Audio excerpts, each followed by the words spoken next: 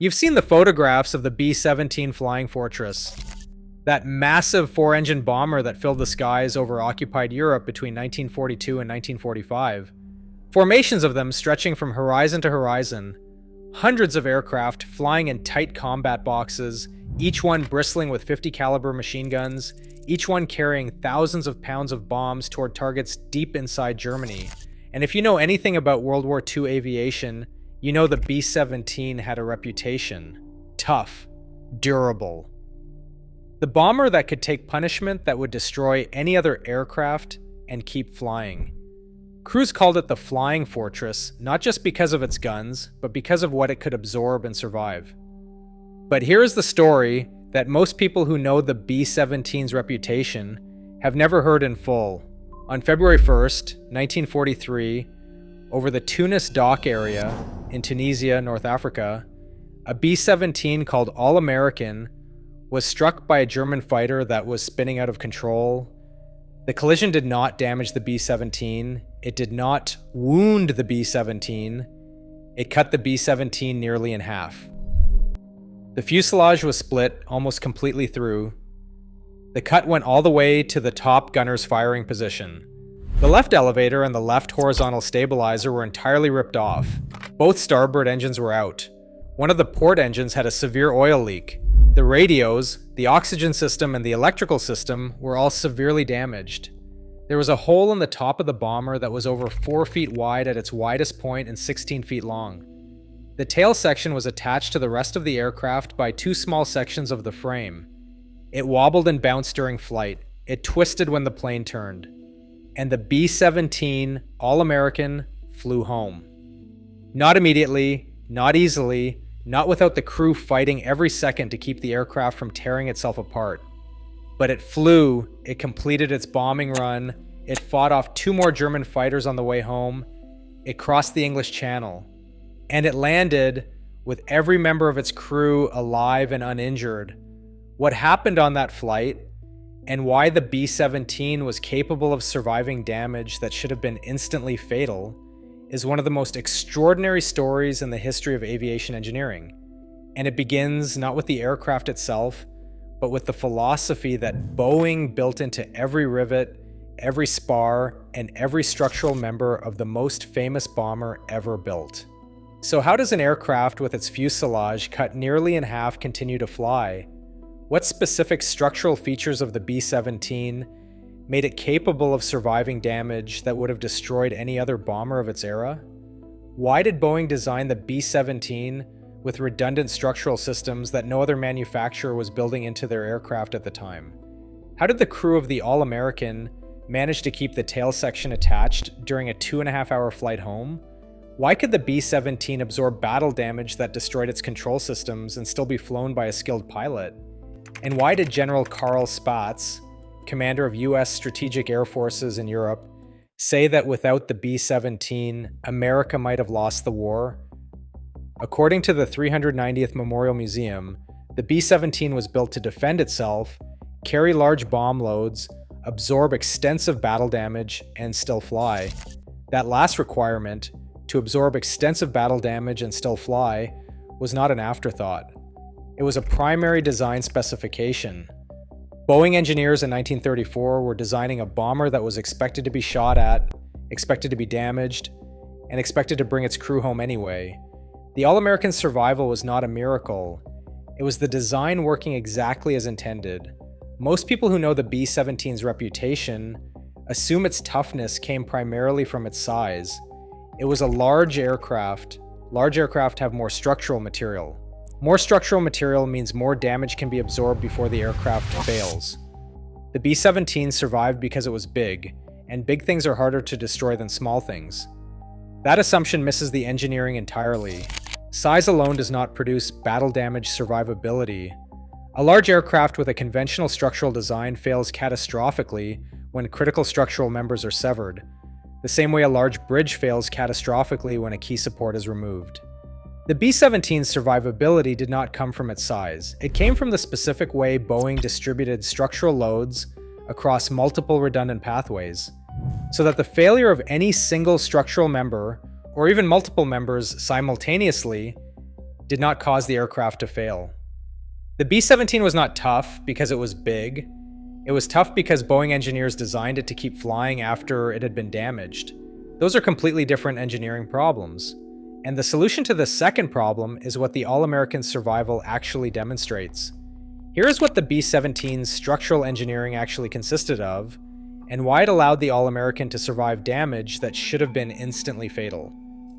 The B-17's fuselage was built around a semi-monocoque structure, a design in which the outer skin of the aircraft carries a significant portion of the structural loads, rather than relying entirely on an internal framework.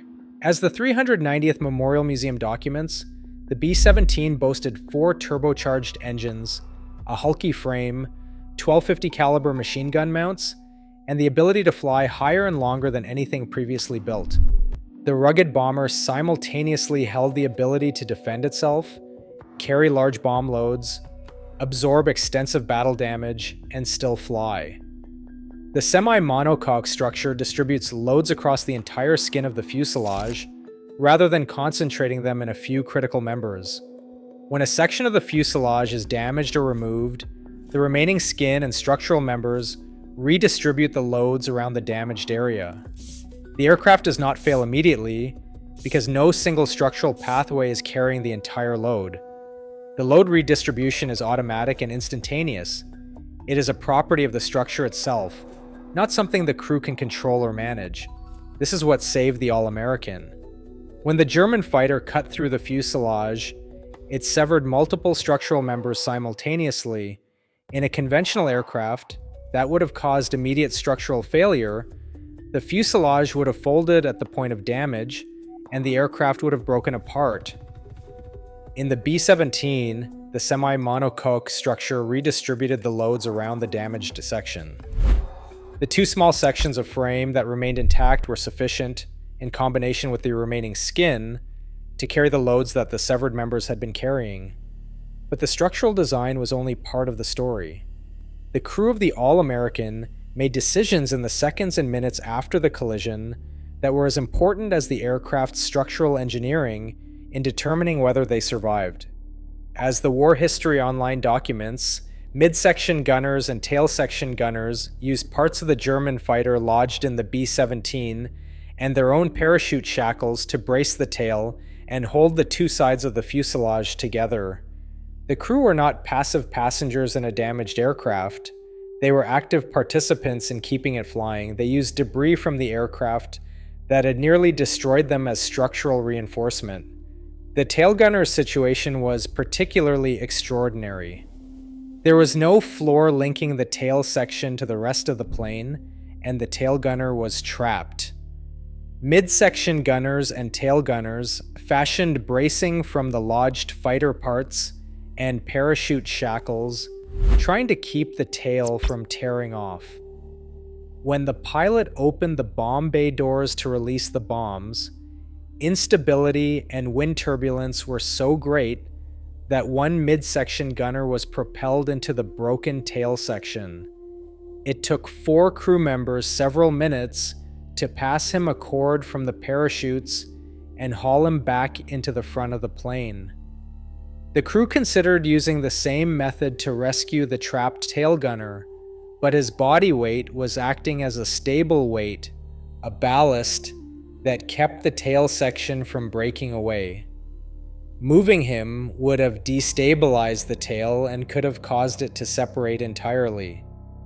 He stayed in the tail. His weight kept the aircraft flyable. As the War History Online website documents, the return flight lasted 2.5 hours. The turn back to England had to be slow and meticulous so the tail would not rip off. The turn for home covered almost 70 miles. The pilot could not make a normal banking turn because the stress of a standard turn would have torn the tail section free. Every maneuver had to be calculated to impose the minimum possible structural stress on the damaged fuselage. On the way home, the All-American encountered 2 Me-109 fighters. The machine gunners were able to repel those assaults despite the widespread damage, and they quickly drove the fighters off. The two midsection gunners had to stand with their heads protruding through the hole in the top of the main section of the bomber to fire their machine guns. An aircraft that was barely holding together was still fighting. P-51 fighters taking off from England caught up with the all-American Flying Fortress as it crossed the English Channel, and they took one of the pictures that became instantly famous. The escort pilots radioed base headquarters, reporting that the tail assembly was waving like a fishtail and that the plane probably would not make it to land. They suggested that boats be sent to rescue the crew if they bailed out. The crew could not bail out. Lieutenant Bragg reported that all of the parachutes had been used to make repairs to sections of the plane, so the crew had no parachutes left. He told the escort pilots that since they could not bail out, he would stay with the bomber and land it. The Flying Fortress made its final turn toward the runway 2.5 hours after being nearly destroyed, even though it was still over 40 miles away. It faced an emergency and performed a wheels-up belly landing.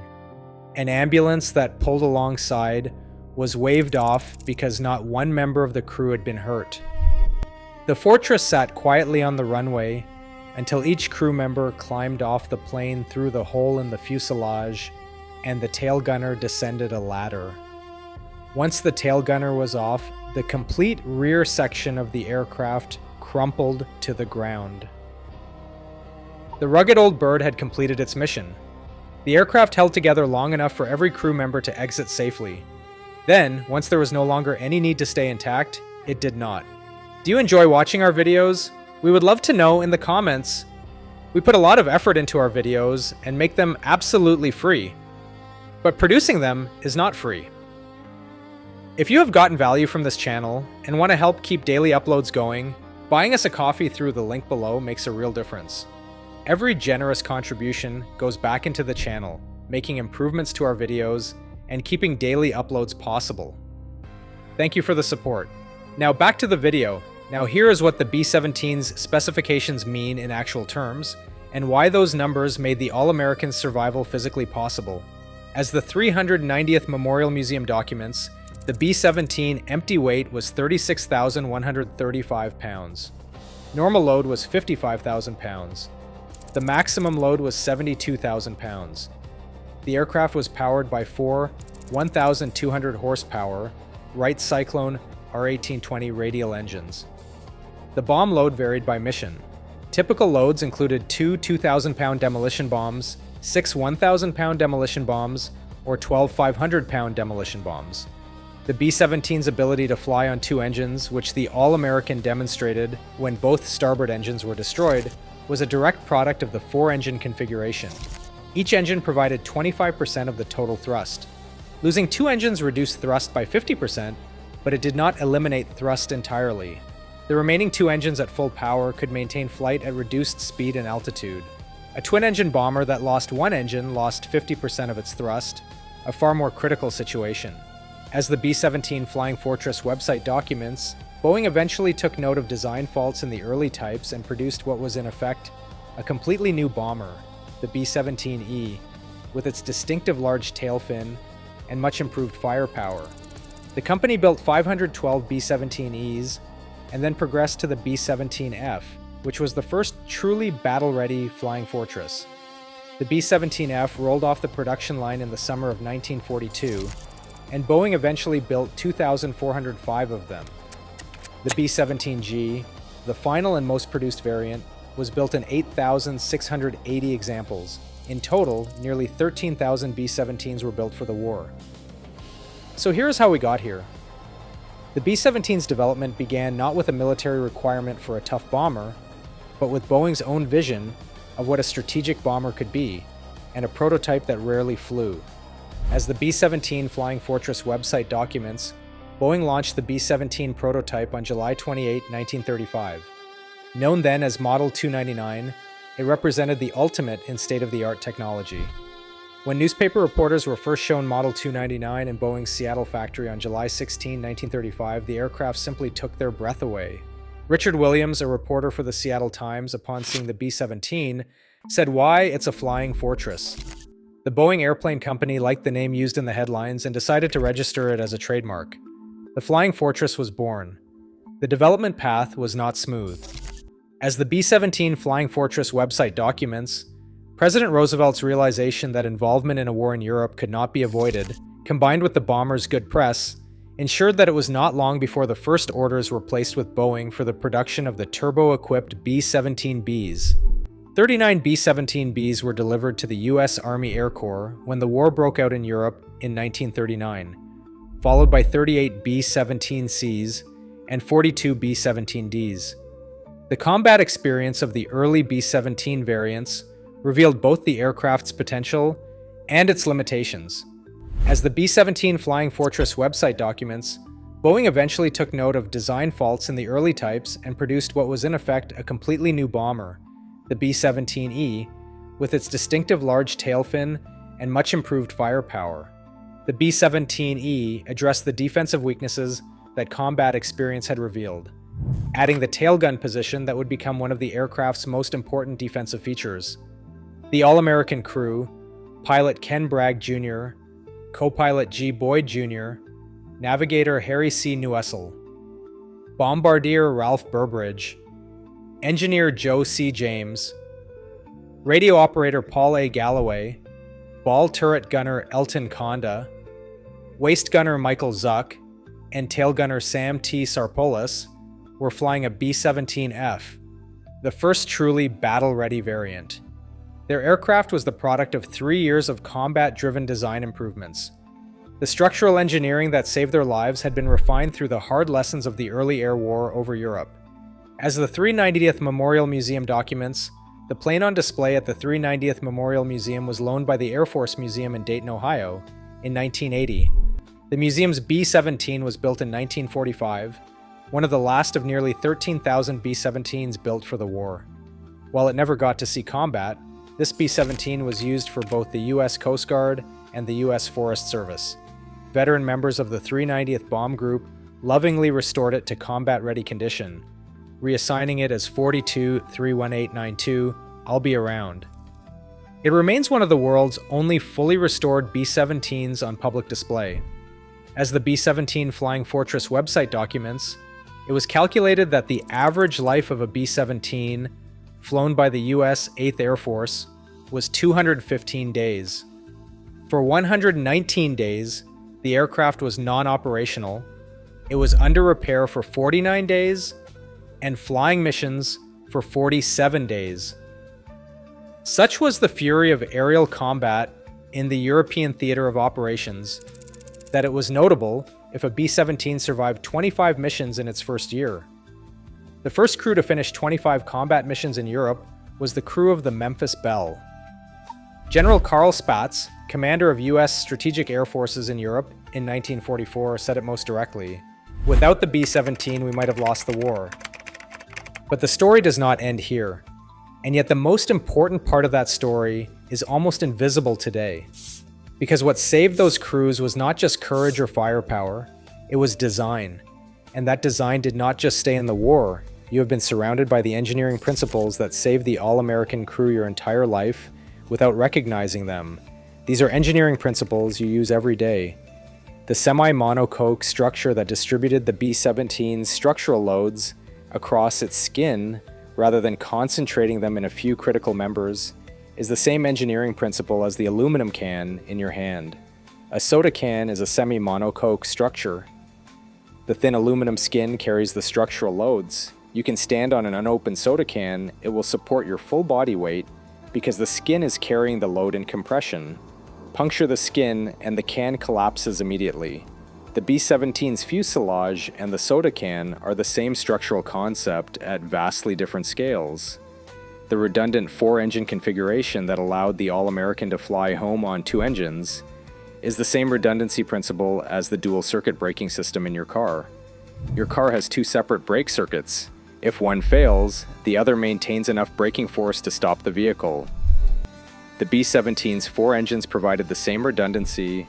The loss of 2 engines reduced capability, but did not eliminate it. The automotive safety engineer and the Boeing structural engineer were solving the same problem with the same solution.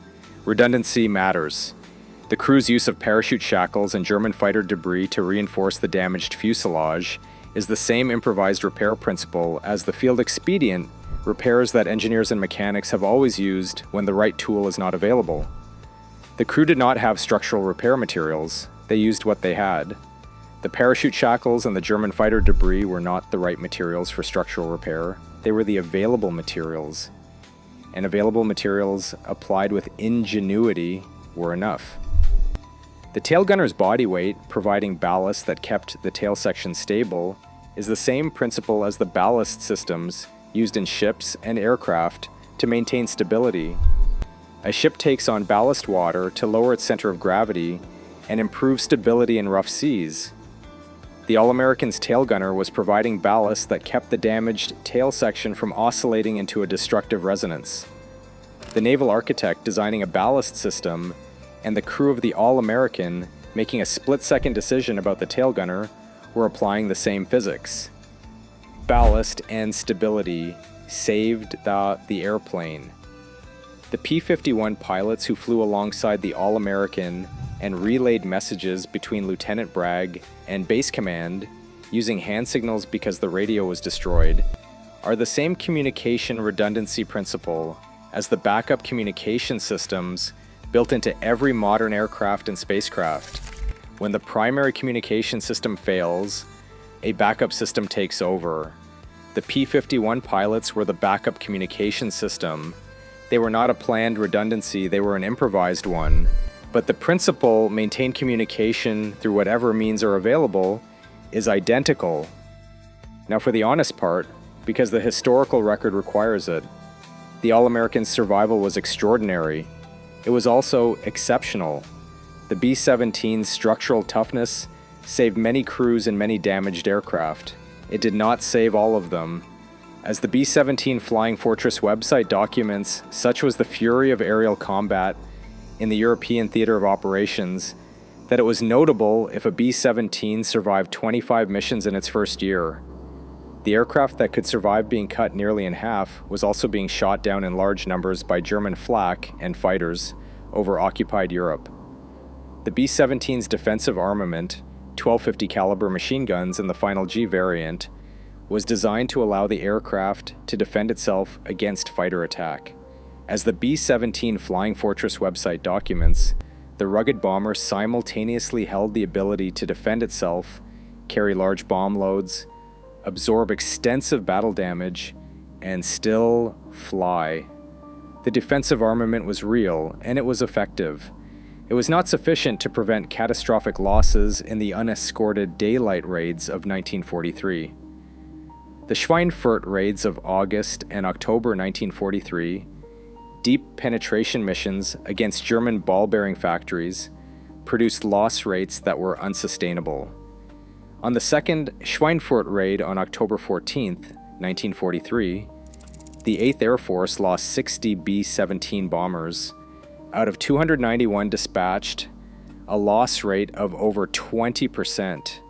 At that rate, a crew could expect to be shot down before completing their 25 mission tour. The B-17's toughness saved crews who were hit but not fatally damaged. It could not save crews whose aircraft were destroyed outright. The solution was not a tougher bomber. It was a long-range escort fighter, the P-51 Mustang, that could accompany the bombers all the way to the target and back.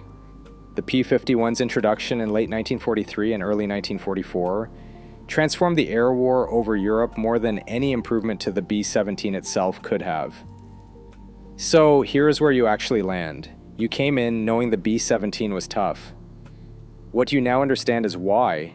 Not because it was large, not because it was heavily built in the conventional sense, because Boeing engineers in 1934 designed a structural system that distributed loads across multiple redundant pathways so that the failure of any single member, or even multiple members simultaneously, did not cause the aircraft to fail. The semi-monocoque fuselage, the four-engine redundancy, the structural design kept flying after it had been cut nearly in half. The All-American's crew did not survive because they were lucky. They survived because the aircraft they were flying had been designed specifically and deliberately to bring them home after it had been damaged. The structural engineering that kept the fuselage together for 2.5 hours over the Mediterranean was not an accident. It was the design working exactly as Boeing intended. As the War History Online website documents, the ambulance was waved off when it pulled alongside because not one member of the crew had been hurt. 10 men, a bomber cut nearly in half, 2 engines destroyed, control systems damaged, the tail section attached by 2 small sections of frame, 2.5 hours of flight. 2 more German fighters engaged and were driven off. A belly landing on a runway in North Africa. Not one crew member was hurt. That is not a story about luck. That is a story about what happens when engineers take the requirement to bring their crews home as seriously as the requirement to carry bombs to the target. The B-17 Flying Fortress was not just a weapon, it was a promise. And on February 1st, 1943, over Tunisia, that promise was kept. And if you think the B-17's structural engineering was the most extraordinary achievement in American bomber design, wait until you find out what the crews who flew it experienced inside the aircraft at 30,000 feet over Germany. The temperature inside the B-17 at altitude was minus 60 degrees Fahrenheit. The oxygen system that kept the crew alive was the same system that was destroyed on the All-American. The flak that filled the sky over German targets was not the random danger it appeared to be from the ground. It was a mathematically calculated barrage designed by German engineers to put steel fragments in a specific volume of sky at a specific altitude at a specific time.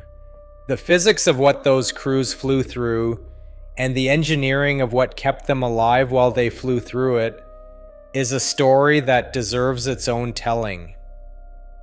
If you made it to the end of this video, that means something. It means you care about these stories the same way we do. The men who flew the B-17 over occupied Europe were not much older than the sons and grandsons of the people watching this right now. They were 20, 21, 22 years old, flying into flak barrages and fighter attacks in an aircraft that was held together, sometimes literally, by parachute shackles and the body weight of a tail gunner who understood that his staying put was the only thing keeping his crew alive. These stories deserve to be told with the depth and the accuracy and the respect they have earned. That is what we try to do on this channel every single time. If this video gave you something, a fact you did not know, a detail that changed how you think about something you thought you already understood, or a moment where the engineering and the human story came together in a way that stayed with you, we would genuinely love to hear about it. Drop a comment below. Tell us what surprised you most. Tell us if you had a family member who flew on a B-17. Tell us if you visited one of the surviving aircraft at a museum. Tell us what you want us to cover next. Every comment you leave helps this channel reach more people who care about these stories as much as you do. And if you know someone, a father, a grandfather, a friend, a veteran, who would appreciate this story, share it with them. These are their stories. They deserve to hear them told right. Thank you for watching. We will see you in the next one.